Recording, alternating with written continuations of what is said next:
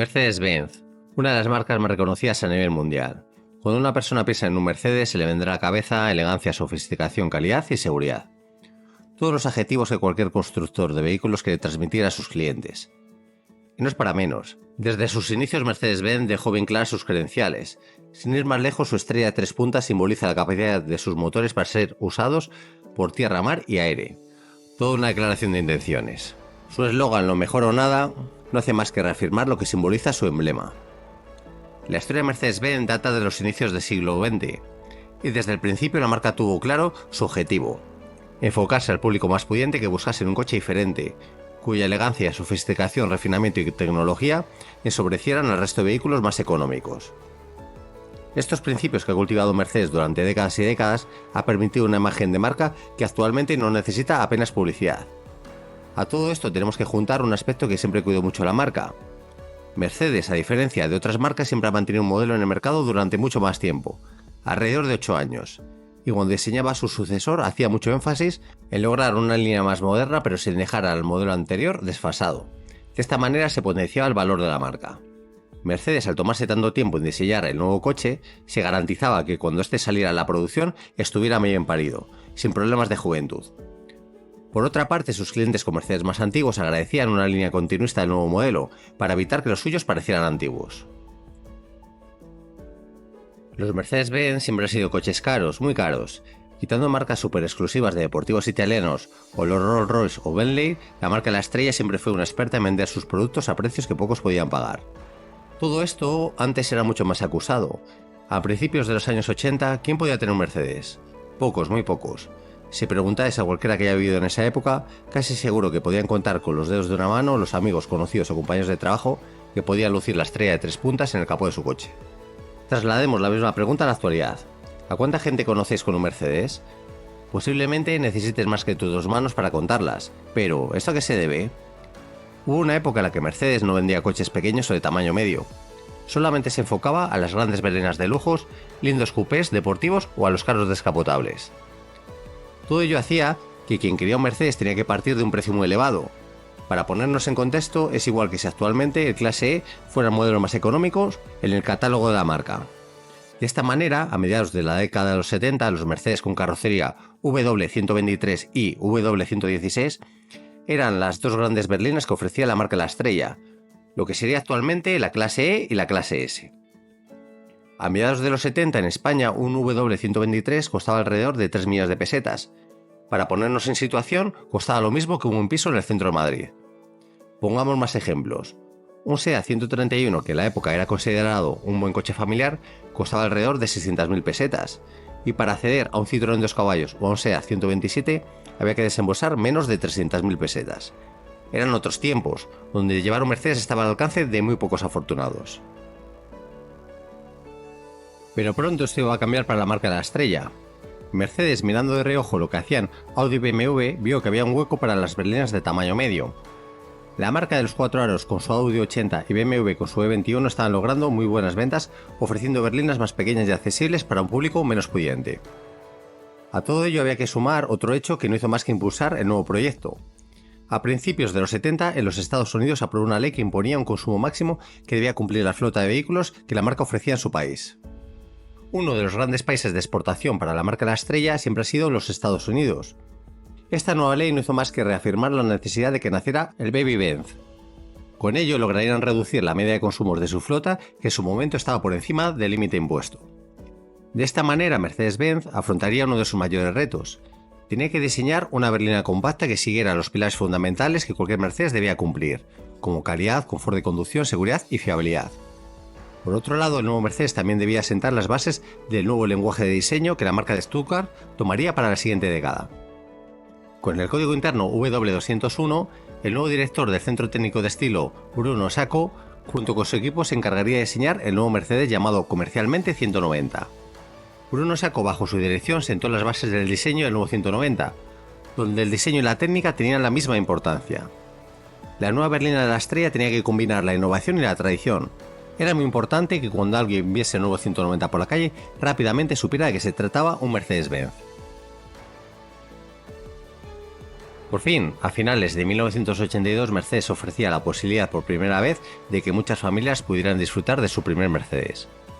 Con una gama de lanzamiento limitada a 2 motores de 4 cilindros, el 190 contaba con un motor 2 litros y carburador, que en 1982 ya parecía algo indigno de un Mercedes. Por su parte, el 190e también contaba con un motor 2 litros pero ya con inyección. Con potencias de 90 y 122 caballos respectivamente, el nuevo Mercedes daba la posibilidad de lucir la estrella en el capó por un precio de tarifa que rondaba los 3 millones de pesetas en España. Pero como es y era habitual en la marca, la tacañería alemana nos obligaba a gastarnos unos cuantos cientos de miles para contar con un equipamiento digno de un Mercedes. Equipamiento que las berlinas de cualquier marca generalista ya equipaban a principios de los 80. De esta manera, el cuentarevoluciones, el cambio de 5 velocidades, el cierre centralizado, los elevadores eléctricos delanteros y traseros o el aire acondicionado, todo formaba parte de una interminable y cara lista de opciones que desgraciadamente su futuro comprador tendría que mirar para que su 190 no fuera por dentro más espartano que un SEAT 600. La publicidad que Mercedes ideó para su nueva berlina compacta es digna de mención. Ya puedes ir en un Mercedes sin tener que esperar a su boda. El verdadero turismo es un gran deporte. Todo ello nos hace ver que el marketing de antaño poco tenía que mediar al actual. Pero, ¿qué opinaría la prensa del motor especializada tras las primeras pruebas? Las primeras publicaciones en las principales revistas del motor reafirmaban que el nuevo Mercedes 190 seguía siendo todo un Mercedes-Benz, pero en tamaño compacto. Su confort y refinamiento, su calidad, su comportamiento irreprochable, todo ello nos permitía vivir la experiencia de conducir todo un Mercedes-Benz, pero a un precio algo inferior. Como defecto, su precio seguía siendo elevado y su equipamiento muy básico. El enorme volante digno de un camión y su interior con un aspecto pobre para su precio hacían presagiar que la nueva creación de Mercedes tampoco era perfecta. Una de las principales virtudes del 190 también fue su diversidad mecánica. El pequeño Mercedes nunca tuvo variantes break ni descapotables. En cambio, su diversidad mecánica, tanto en diésel como en gasolina, permitía que cualquiera pudiera personalizar a gusto su Baby Benz. Pronto llegarían los diésel, que junto a su confort de marcha y estabilidad, hacían del lento 190D un compañero incansable de viajes para largas rutas por carretera. Su precio, algo inferior al de 190E de 122 caballos, permitían disfrutar del pequeño Mercedes por un coste por kilómetro de prácticamente la mitad respecto al gasolina. Con una velocidad punta de solo 160 km por hora y con unas aceleraciones muy pobres, el diésel está destinado a los conductores más calmados. Pero a Mercedes le faltaba montar en el 190 las versiones más prestacionales. Gran culpa de su elevado precio era por su gran calidad de fabricación, su cuidado de diseño con un CX de 0.33 y su sofisticado esquema de suspensiones traseras multibrazo desconocido en su segmento hasta la fecha. Para sacar partido a tan buen conjunto, Mercedes fue complementando la gama con la versión 2.3 de 136 caballos que permitía superar la mítica barrera de los 200 km por hora. Y para la alegría del público americano también lograría meter en su pequeño vano motor un 6 cilindros en línea de 2,6 litros de cilindrada, que lograba los 166 caballos de potencia. Tampoco descuidó los diésel ofreciendo las variantes 2,5 litros de 5 cilindros en línea en versión atmosférica con 94 caballos y un turbodiesel con 122 caballos que lograba prestaciones desconocidas para una berlina diésel en la época. Aun con todo ello, si Mercedes quería seducir al público más joven, no bastaba con aburridos diésel o con un gasolina de 6 cilindros orientado al público americano. Necesitaba algo más, un motor que convirtiera el 190 en una berlina con altas dosis de picante. Para ello, Mercedes, con la ayuda de Cosworth, construyó un motor con una culata de 16 válvulas diseñada por el especialista británico. De esta forma nacería el primero de una saga que irían convirtiendo al 190 en un unicornio que cualquier apasionado del automóvil deseaba tener en su garaje. El Mercedes 190 2.3 16 válvulas con sus 185 caballos y con caja de cambios de 5 relaciones tipo dogleg lanzaba el pequeño turismo por encima de los 230 km por hora y lograba bajar de la barrera de los 8 segundos en el 0 a 100.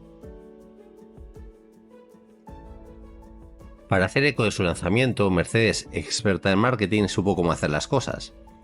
En agosto de 1983, Mercedes se propuso batir varios récords de velocidad en el mítico circuito italiano de Nardo, trasladando para la ocasión 3 unidades del 190E 2.3 16 válvulas levemente modificadas para demostrar a la prensa la fiabilidad y la velocidad de su nueva joya.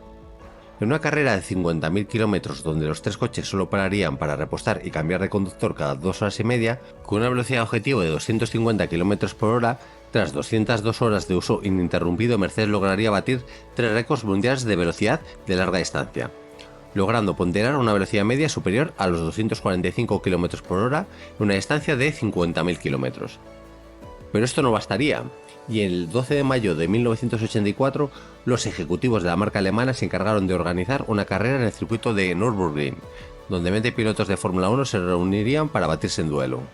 El evento se organizaría a lo grande, agrupando a muchos campeones del mundo de la talla de Niki Lauda, Alain Prost, James Hunt, Keke Rosberg y un tal Ayrton Senna, que en 1984 era un absoluto desconocido que acababa de debutar en el gran circo de la Fórmula 1 de la mano de Toleman. Los coches elegidos para la ocasión fueron 20 unidades del Mercedes 190 2.3 16 válvulas Cosworth, que harían las delicias de los más de 100.000 espectadores que se reunieron en el circuito para disfrutar del evento. Un evento que en los años 80 era posible organizar y que parece que hoy en día sería imposible de repetir. ¿Quién ganó el evento? Un joven brasileño de 24 años llamado Ayrton Senna. La primera gran victoria del brasileño ante todos los ojeadores que quedaron sorprendidos por aquel joven desconocido. Y otra gran victoria para Mercedes, que lograba su objetivo, que se hablase de su nueva creación. El 190 2.3 16 válvulas Cosworth fue presentado a la prensa en el Salón de Frankfurt de 1983. Con un precio que superaba los 6 millones de pesetas tenía un objetivo: vencer a su gran rival de BMW, el E30. Si BMW es una marca que vende deportividad, qué mejor manera que vencerla a su terreno. Para entonces la versión más deportiva del E30 era el 323i, con un motor de 6 cilindros y 150 caballos que era claramente más lenta que su nuevo rival de Mercedes. Rápidamente la marca bávara reaccionó lanzando el 325i, cuyos 6 cilindros lograba los 170 caballos, aún insuficientes para vencer al 190 2.3 16 válvulas Cosworth. Pero en 1986 todo cambiaría, y gracias a la presión ejercida por Mercedes nació el mito, el primer BMW M3. Y ahora sí, BMW lo dio todo para lanzar el M3 E30, cuyo motor curiosamente también serían 4 cilindros de 2,3 litros. ¿Casualidad? BMW no quiso dejar nada al azar, y el M3 solo se ofrecía con carrocería de 3 puertas, con aletas ensanchadas y una puesta a punto específica. El M3 no era una simple berlina rápida, estaba más cerca de ser un deportivo que de un vehículo familiar. Justo reconocer que ahora sí, que BMW venció, convirtiéndose el M3 en la berlina deportiva más laureada del momento, y cuyas cotizaciones hoy en día asustan solo con mirarlas. Pero Mercedes no había llegado tan lejos para perder, y en 1988 decidió aumentar la cilindrada del motor original hasta alcanzar los 2,5 litros de cilindrada, logrando así los 205 caballos de potencia, superando al M3 y de paso los 7 millones de pesetas. Pero este simple hecho no logró apartar el interés de los aficionados por el M3. Su carrocería ensanchada de 3 puertas hacía ver al BMW más extremo en una época que ser malo estaba bien visto. El kit aerodinámico montado en el Mercedes parecía insuficiente para lograr recuperar el interés de aquellos aficionados que ahora babeaban por el BMW, y que tras leer las pruebas de la época reafirmaban que el M3 era un pequeño deportivo metido en la carrocería de una berlina familiar. Si con el primer intento Mercedes no logra desbancar al M3, la marca bávara no se queda quieta y decide contraatacar a Mercedes a base de montar evoluciones en su BMW. Así, en el mismo año 1988, BMW lanza una serie limitada a 500 unidades de su M3 llamado Evolution 2, con grandes cambios para hacerlo más rápido y radical, y ya de paso extrayendo 220 caballos de su motor de 4 cilindros. Mercedes, viendo el panorama, decide imitar a su rival y en el año 1989 lanzaría el 190e 2.5 16 EU1, montando ahora sí un kit estético más macarra, llantas de 16 pulgadas, suspensión rebajada en 2 centímetros y modificando también su motor para lograr una respuesta más viva, aunque sin incrementar su potencia, que seguiría siendo de 205 caballos, aún inferior a la del M3. Parecía que la guerra estaba perdida para Mercedes, pero en 1990 los dos rivales alemanes tendrán una última oportunidad de batirse en duelo. Así nace el M3 Sport Evolution limitado a 600 unidades, cuyo motor aumenta su cilindrada hasta lograr los 238 caballos de potencia. Por su parte, Mercedes sacaría el extremo inconfundible 190 2.5 16 Evo 2, una versión hipervitaminada y limitada a 502 unidades, necesaria para poder homologar la versión que participaría en el DTM. Ahora sí, Mercedes echa el resto para sacar la berlina de campanillas y cualquier amante de la gasolina querría tener en su garaje. El 190 Evo 2 supuso algo insólito en Mercedes. La marca alemana famosa por hacer deportivos cuya belleza se basa en la elegancia decide montar un alerón tipo F40, unos anchos de vía sobredimensionados, un faldón delantero con un labio que se podía modificar su ángulo de ataque y unas enormes llantas de 17 pulgadas necesarias para poder montar el nuevo equipo de frenos. En el aspecto mecánico lograrían extraer de sus 4 cilindros 235 caballos, que lanzan al Evo 2 hasta los 250 km por hora, con una aceleración de 0 a 100 en 7 segundos rasos. ¿Y quién ganó este duelo finalmente? Pues se puede decir que las dos marcas. Gracias a la presión que el 190 2.3 de 185 caballos supuso en su momento para BMW, la marca bávara decidió crear un mito llamado M3, cuya historia no ha hecho más que crecer año tras año.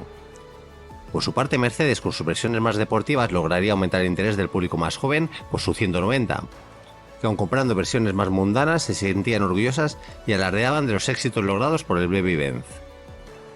Tras 11 años de producción, en 1993 el 190 cesa su producción tras vender más de 1.870.000 unidades.